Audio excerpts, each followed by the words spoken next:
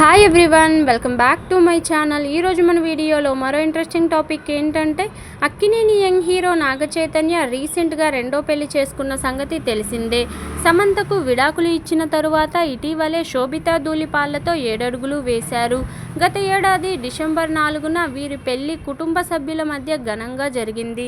అన్నపూర్ణ స్టూడియోలో వీరి పెళ్లి జరుగగా అప్పటి నుండి నాగ చైతన్య, శోభితతో పాటు సమంత కూడా నిత్యం ఏదొక విషయంలో ట్రెండింగ్లో ఉంటూనే ఉన్నారు. కాగా నాగ చైతన్య రెండో పెళ్లి చేసుకోవడంపై తాజాగా సమంత స్పందించారు. తాజాగా ఓ ఇంటర్వ్యూలో పాల్గొన్న సమంతకు చైతన్య రెండో పెళ్లి చేసుకోవడం గురించి ప్రశ్న ఎదురైంది. మీ మాజీ భర్త కొత్త జీవితంలోకి అడుగుపెట్టినందుకు మీకేమైనా అసూయ ఉందా అంటూ ప్రశ్న అడిగారు. దీనికి సమంత స్పందిస్తూ, నో, నా జీవితంలో అసూయకు స్థానం లేదు. అది నా జీవితంలో భాగంగా ఉండడానికి నేను అంగీకరించను. అసూయే అన్ని చెడు పనులకు కారణమని నేను నమ్ముతున్నాను అని చెప్పారు. అలాగే పాత సంబంధం నుంచి బయటపడడానికి చాలా కష్టాలు ఎదుర్కొన్నానని, వాటిని ఓడించడానికి ఎంతో శ్రమించానని కూడా తెలిపింది.